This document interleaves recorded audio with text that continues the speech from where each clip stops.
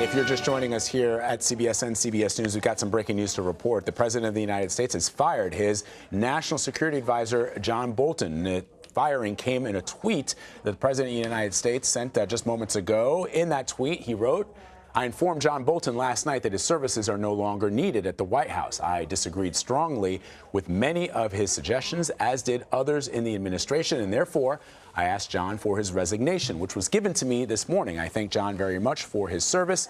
I will be naming a new National Security Advisor next week." CBS News White House correspondent Paula Reed is joining us now from the White House to talk about this. So, Paula, big news breaking just moments ago. Everybody seemingly caught flat-footed, even though, according to the president, this happened last night. Exactly. The president breaking his own news in his favorite way on his Twitter account here, announcing that he has ousted his third National Security Advisor. Now, to those of us covering the White House, that doesn't come as a huge surprise. These two men have fundamental differences in their approach to foreign policy.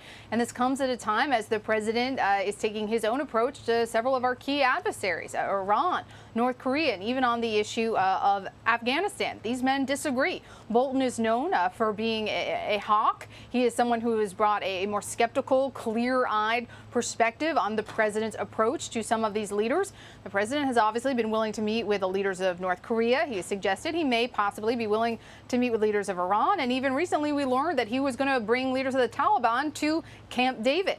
And sources told CBS News that Ambassador Bolton was one of the officials within the White House trying to discourage the president from bringing the Taliban to a place like Camp David, where for so long presidents had brought other world leaders to negotiate historic peace deals, and bringing to his attention concerns about the optics of bringing the Taliban to Camp David so close to the anniversary of 9/11. The president announced that he believes that these two men have disagreed strongly on many key issues, and he wants someone else. Yeah, you know, it's interesting, Paula. The president, although he perhaps may have agreed with Ambassador Bolton on some issues, for example, withdrawing the United States from the Iran nuclear deal, as you point out, and as the president pointed out in his tweet, those disagreements may have numbered enormously.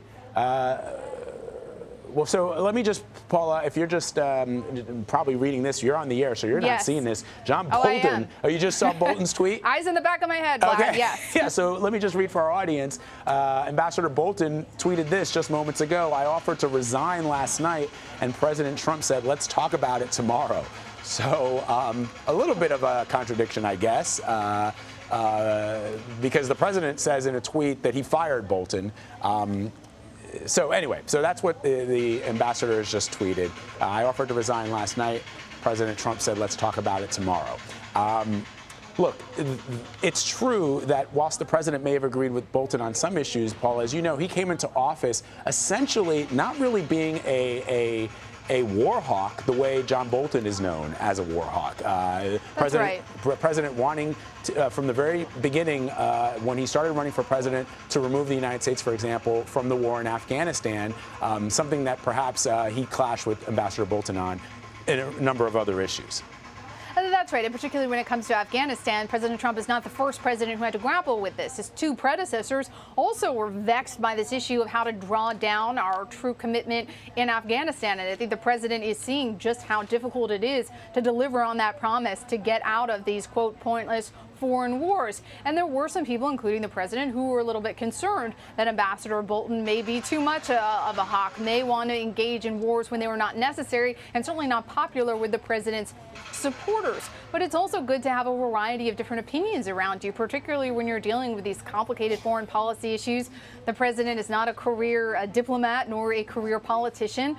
So someone like Ambassador Bolton, even if you don't agree with his approach, he brings to the table decades of experience. But he was a known quantity. The president knew who he was getting. He knew the perspective he was getting. But the two just did not see eye to eye as the president seeks to avoid foreign entanglements, and also, as the president has indicated with Russia and North Korea, try to get along with our adversaries. And I think the president has seen, particularly with Russia and North Korea, Afghanistan as well, Iran, it's not that easy to make friends with some of these countries. And if you do so, there are traps, there are pitfalls.